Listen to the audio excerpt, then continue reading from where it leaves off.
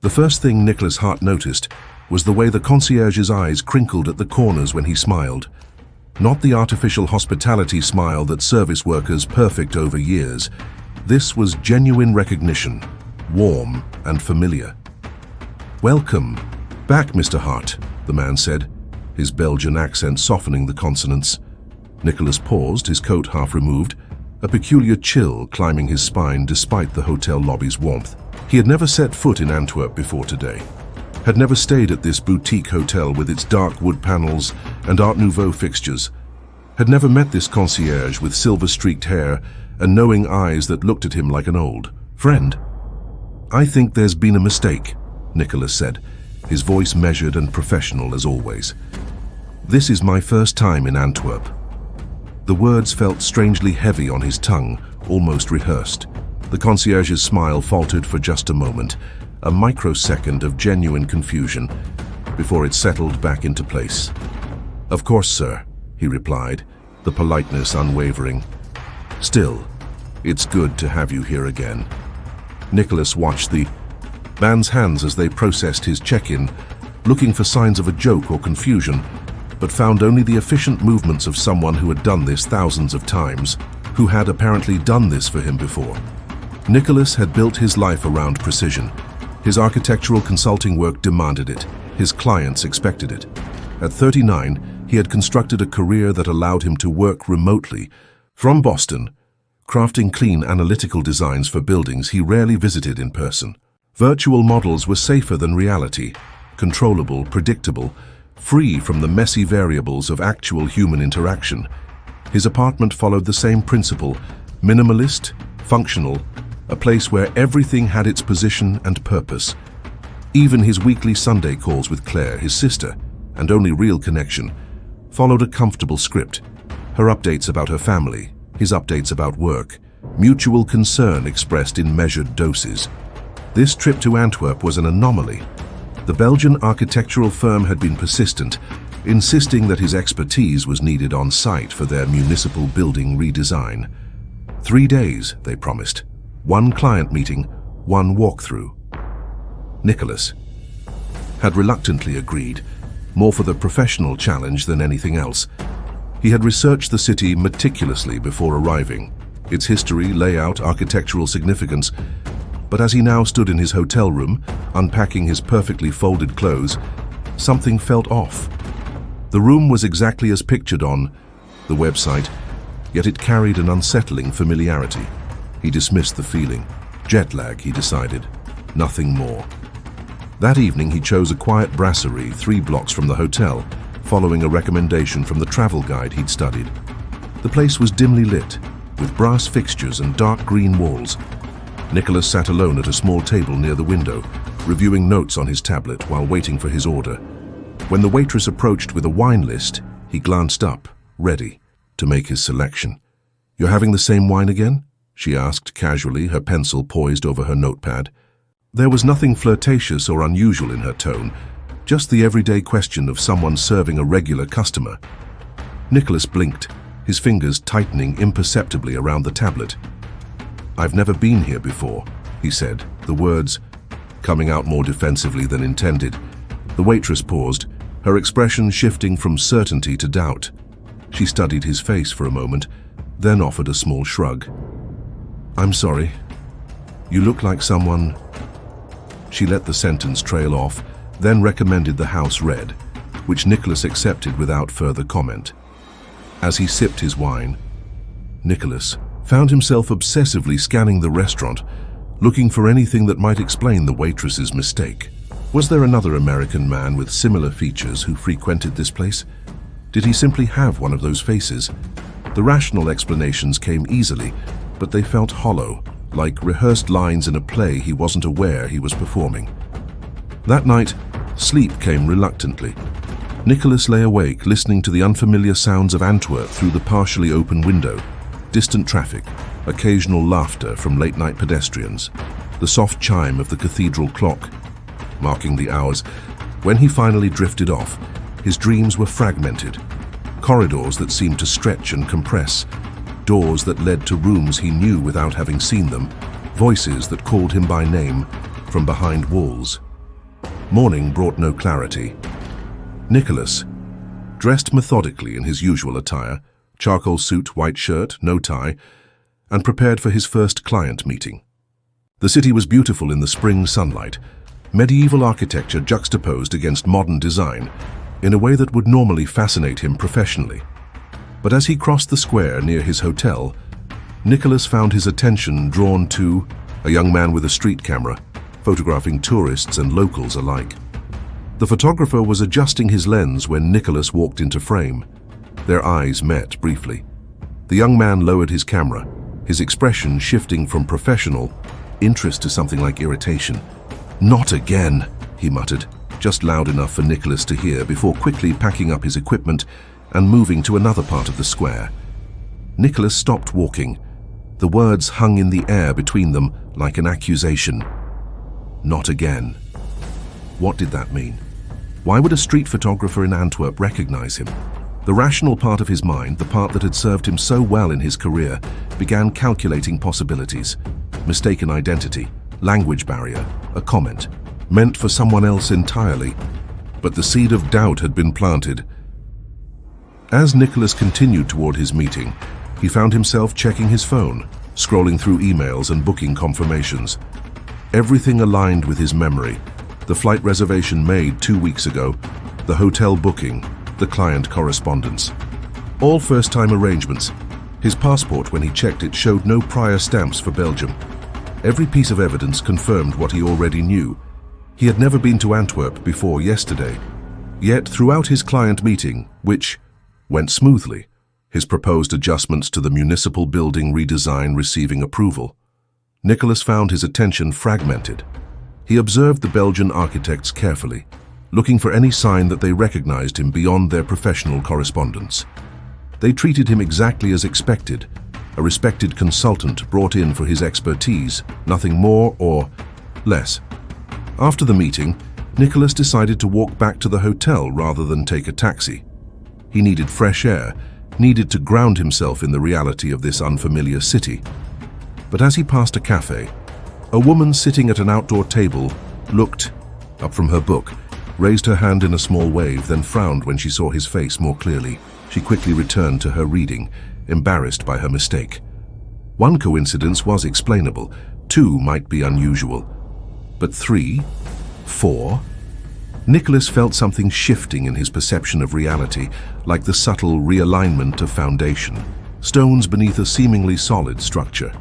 When he passed a construction barrier covered with graffiti, the phrase "he's back" jumped out at him, black spray paint against white plywood. Logically, it could refer to anyone or anything. A local personality, a band, a political figure. But in his increasingly unsettled state, the word seemed meant specifically for him.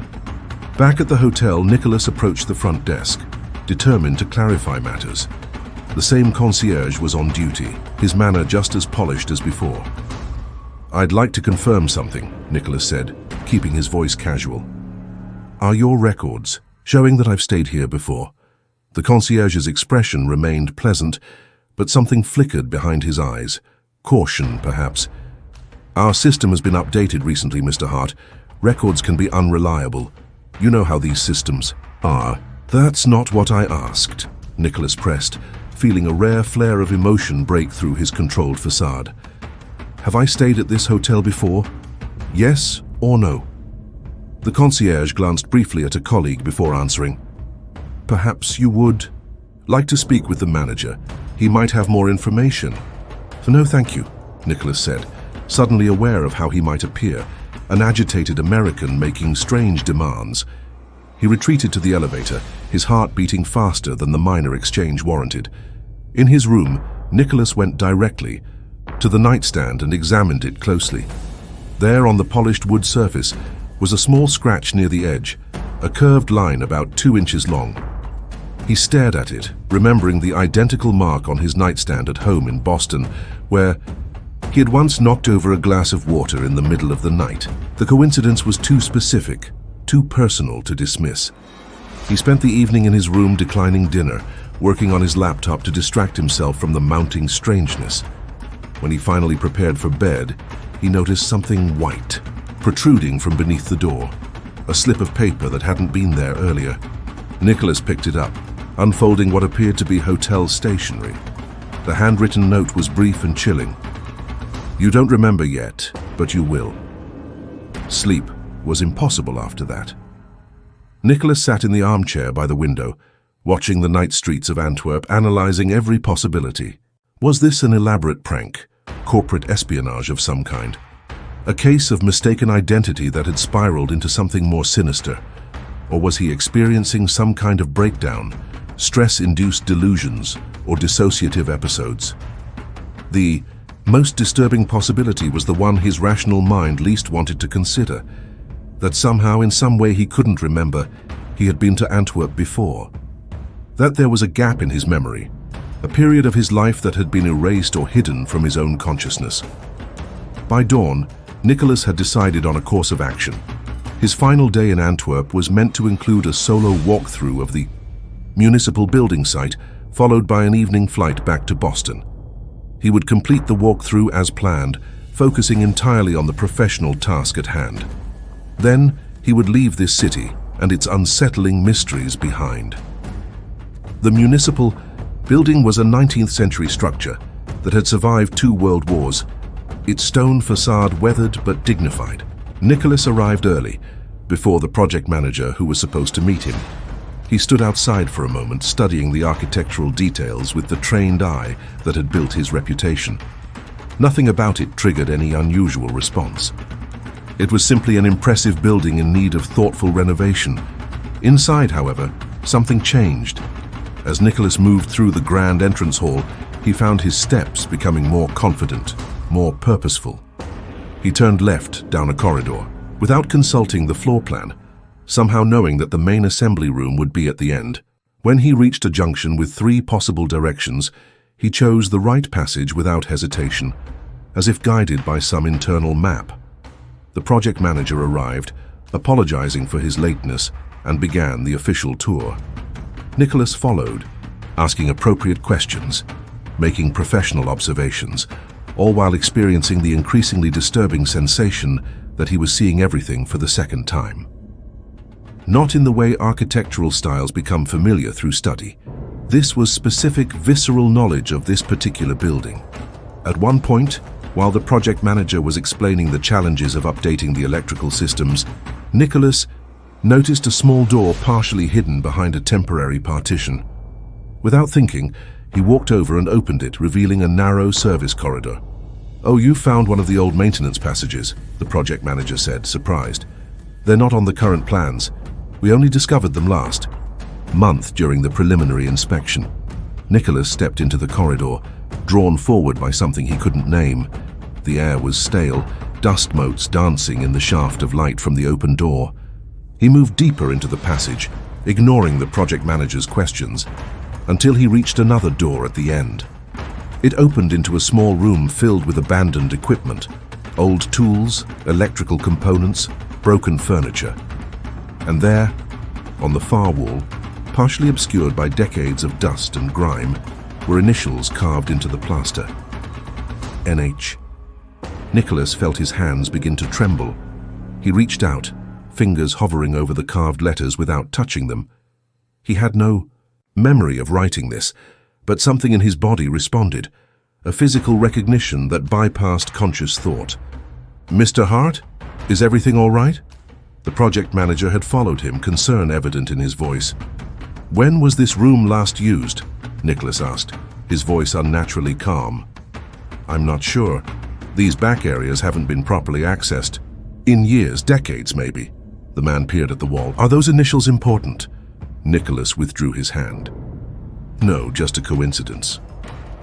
The remainder of the tour passed in a blur.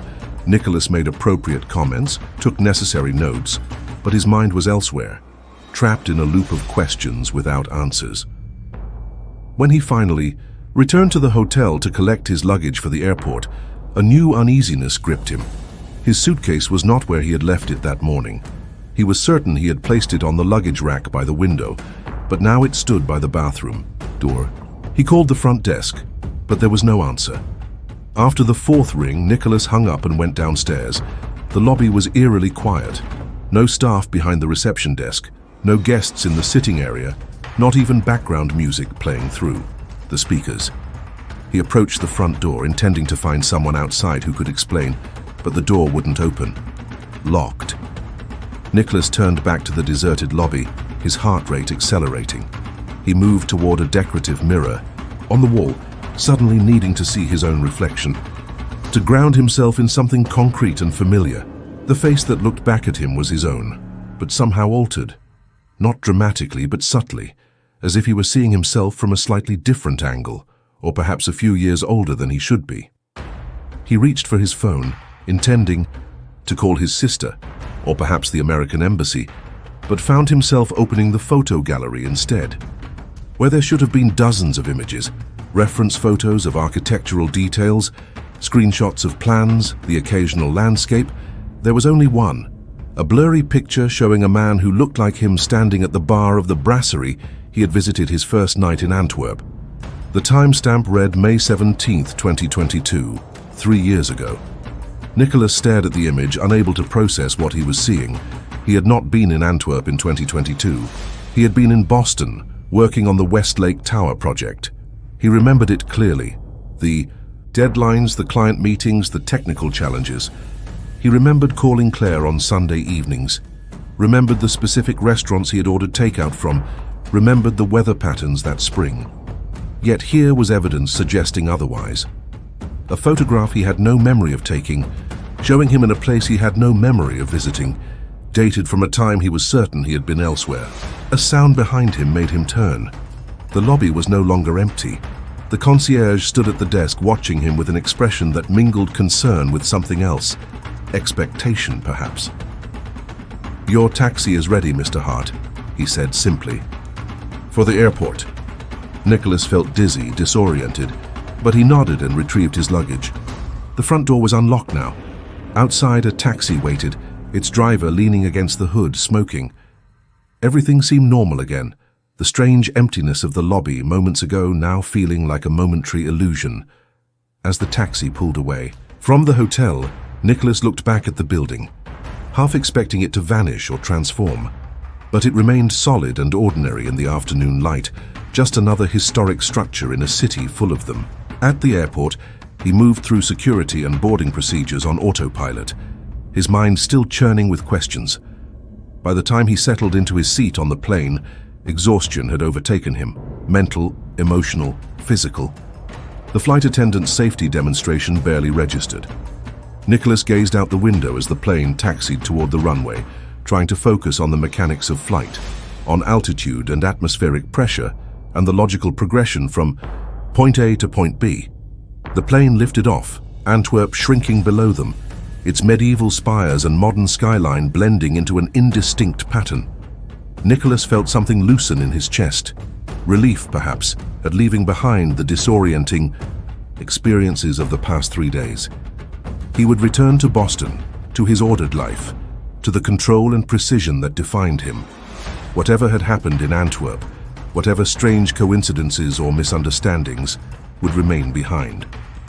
Then, from the seat directly behind him, a voice spoke, just loud enough to be heard over the engine noise.